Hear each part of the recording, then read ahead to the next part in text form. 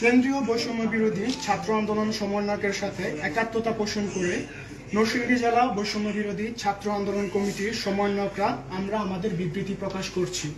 আমাদের বিবৃতিগুলো হলো এই যে, ব্যাংক চালু থাকবে সপ্তাহে একদিন, শুধুমাত্র রবিবার সকাল 11টা থেকে দুপুর 3টা অবধি। 2, নরসিংদী জেলার সকল টেক্সটাইল বন্ধ থাকবে অনির্দিষ্টকাল পর্যন্ত, যতদিন আমাদের দাবি আদায় না হয়। 3, নরসিংদীর বড় বাজার যেমন বাবুরহাট, কালীবাজার ইত্যাদি বন্ধ থাকবে, শুধু মুদির দোকান সকাল 7টা থেকে 11টা অবধি খোলা থাকবে।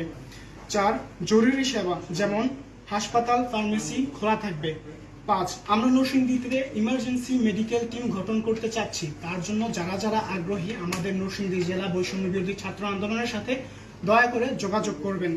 6, নরসিংদীর সকল পরিবহন আগামীকাল থেকে বন্ধ থাকবে এবং গতকালকের যে পরিস্থিতি হয়েছে এই পরিস্থিতি আমরা তীব্র নিন্দা জানাচ্ছি।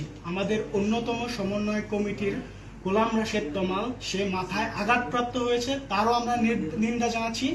সে আইসিইউতে আছে, তার জন্য সবাই দোয়া রাখবেন। তাদের কিছু প্রশ্ন, আপনাদের কোনো প্রশ্ন থাকলে আমাদেরকে জিজ্ঞাসা করতে পারেন, আমরা একে একে সবাই জবাব দিব। প্রশ্ন ছিল আপনাদের দাবি দাওয়াগুলো কি কি? মিল শ্রমিকদের বন্ধ রাখার আপনাদের মূল কারণটা কি? একজন করে বলেন। প্রথম প্রশ্ন, সাংবাদিকদের যানবাহন, জি, আপনাদের মোটরসাইকেল নিয়ে যেতে সাংবাদিক যানবাহন আপনারা জরুরি খাতায় পাবেন। সাংবাদিক, মেডিকেল যা আছে এগুলো, অ্যাম্বুলেন্স এগুলো খোলা থাকবে। এইসব যানবাহনে কেউ কোনো আঘাত প্রাপ্ত করবে না, শুধুমাত্র গণপরিবহন এবং মাল যানবাহন সবকিছু বন্ধ থাকবে। আপনাদের যে কোনো প্রশ্ন থাকলে বলতে পারেন, আমরা উত্তর দেব। সাংবাদিকরা তো ক্যামেরায় উঠাতে পারে না, এই বিষয়টা বলেন। দেখুন, আমরা ছাত্ররা কখনো অন্যায়ের দিকে থাকি না, অন্যায়ের পক্ষে নই। আমরা অলওয়েজ অন্যায়ের বিরুদ্ধেই থাকি। যারা থাকে তারা হচ্ছে দুষ্কৃতকারী। আমাদের ছাত্র কখনো দুষ্কৃতিকারী হতে পারে না। এই বিষয়টা আপনাদের সাংবাদিকরা যদি আমরা নিউজ করতে যাই, আপনাদের প্রতিনিধিতে যাই, তখন অনেকেই বাধা দিচ্ছেন। পরবর্তীতে আমাদের কি করণীয় সেটা আপনারা বলবেন। যারা বাধা দেয়, আপনারা হচ্ছেন প্রেস, আপনাদের হাতে হচ্ছে পুরো দুনিয়া। টিভির মাধ্যমে দুনিয়ার সামনে তাদের মুখোশ পরিচয় করিয়ে দিন। তারপরের স্টেপ আমরা জনগণ মিলে, আমরা যারা ছাত্র আছি বৈষম্য বিরোধী, আমরা সবাই নিয়ে এর স্টেপ নিব। তারা কেন বাধা দিচ্ছে, তাদের কি যুক্তিগত, আমরা ওদেরকে জিজ্ঞাসা করবো। তাদের সাথে আলোচনার মাধ্যমে, না হলে সংঘাতে না গিয়ে যেভাবেই হোক, যে আইন শৃঙ্খলা বাহিনীর সহায়তা নিয়ে হলেও আমরা এর সমাধান করব। দাবি দাওয়াগুলো যদি এটা পরিষ্কার করতেন। আমাদের দাবি দাওয়াগুলো হচ্ছে, আমরা ঢাকার সাথে সম্পূর্ণভাবে একাত্মতা পোষণ করে আমাদের দাবি দাওয়াগুলো, আমাদের বাড়তি কোনো দাবি দাওয়া নেই। কিন্তু এর মাঝে আমাদের যে টেক্সটাইল গুলো ওপেন আছে, আমরা আজকে দেখতে পেরেছি, যেমন ওরা অসহযোগ আন্দোলনের ডাক দিয়েছে, কিন্তু আমাদের নরসিংদী জেলায় টেক্সটাইল, ব্যাংক, বাকি সকল কর্মসূচি চালু। যার জন্য আমরা নরসিংদী জেলা ছাত্র সমন্বয় কমিটি এই সিদ্ধান্ত নিয়েছি যে আমরা একাত্মভাবে বিবৃতি প্রকাশ করব, যার জন্য যেন তারা সবকিছু বন্ধ করে দেয়, আমাদের সহায়তা করে। এবং আরেকজন প্রশ্ন করেছেন যে আমরা কেন টেক্সটাইল বন্ধ রাখতে চাচ্ছি। কারণ আমরা অসহযোগের আন্দোলনের ডাক দিয়েছি। সরকারকে আমরা কোনো ট্যাক্স দিব না, সরকারকে কোনোভাবে আমরা সহায়তা করব না। যারা আমাদের উপর গুলি আগামীকাল কর্মসূচি কয়টা থেকে? আগামীকালকের কর্মসূচি আমরা আমাদের সময় পরিবর্তন করেছি। নরসিংদী জেলা সবসময় বিকাল 3টা থেকে কর্মসূচি পালন করেছে, কিন্তু এখন থেকে যেহেতু অসহযোগ আন্দোলন আমরা ডাক দিয়েছি, আমরা আগামীকাল থেকে দুপুর 12টা থেকে আমাদের কর্মসূচি চালু করব, কারফিউ রাত পর্যন্ত। এবং হ্যাঁ, আমাদের নরসিংদী জেলা সমন্বয় কমিটি আমরা নির্ধারণ করেছি, আমাদের একাত্মতা কোনো পেজ বা গ্রুপ নেই এই অবধি। আমরা নতুন একটা পেজ ওপেন করতে চাচ্ছি। পেজের নাম হবে নরসিংদী জেলা বৈষম্য বিরোধী ছাত্র আন্দোলন সমন্বয় কমিটি। নরসিংদী জেলার সকল ছাত্রদের এবং সকল ভাই বোনদের আমি এইটুকু অনুরোধ জানাবো, পেজের রিচ, পেজ কিভাবে সকলের কাছে পৌঁছানো যায় সেই ব্যাপারে আপনারা আমাদের পাশে থাকবেন, আপনারা আমাদেরকে সহায়তা করবেন। আর রাজনৈতিক কোনো হামলা যেন আমাদের উপর না হয়, কারণ এই আন্দোলন ছাত্রদের আন্দোলন, কোনো প্রকার রাজনীতি এই আন্দোলনে জড়িত নেই। তার জন্য রাজনৈতিক এবং ছাত্রলীগের কোনো হামলা আমরা মেনে নিব না।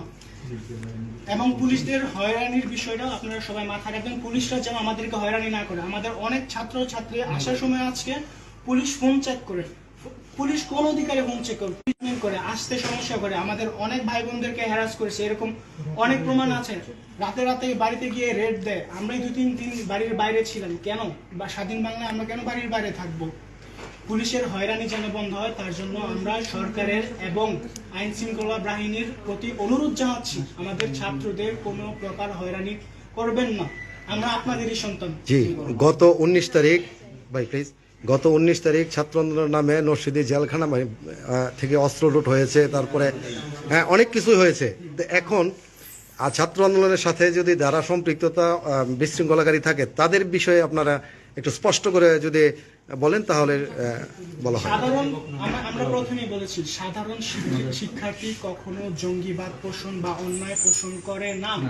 সাধারণ শিক্ষার্থী শান্তিপূর্ণভাবে, যেমনটা আপনারা আজকে দেখতে পেরেছেন, আমরা শান্তিপূর্ণভাবে আসি আন্দোলন করতে। আমাদের আন্দোলন শান্তিপূর্ণভাবে প্রতিষ্ঠিত। যারাই নাশকতা করে তারা আমাদের মধ্যে কেউ না।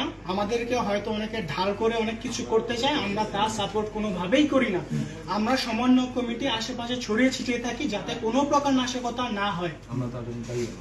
এবং আমরা তার জন্য অবশ্যই দায়ী না। Thank you. একটা প্রশ্ন, আপনার নাম কি? এটা হলো মোহাম্মদ শাহজালাল রহমতুল্লাহ। এই যে একটা কথা, বলেন। আপনারা যে এই কর্মসূচিটা দিয়েছেন, এই কর্মসূচির সাথে জাতীয় কর্মসূচির সমন্বয় আছে কিনা? জি, অবশ্যই। আমাদের সকল আরেকটা হলো, কর্মসূচির সাথে বিগত দিনে যারা মারা গেছে এবং আহত হয়েছে তাদের বিষয়ে কোনো দাবি দেওয়া বা কোনো আছে কিনা একটু বলবেন?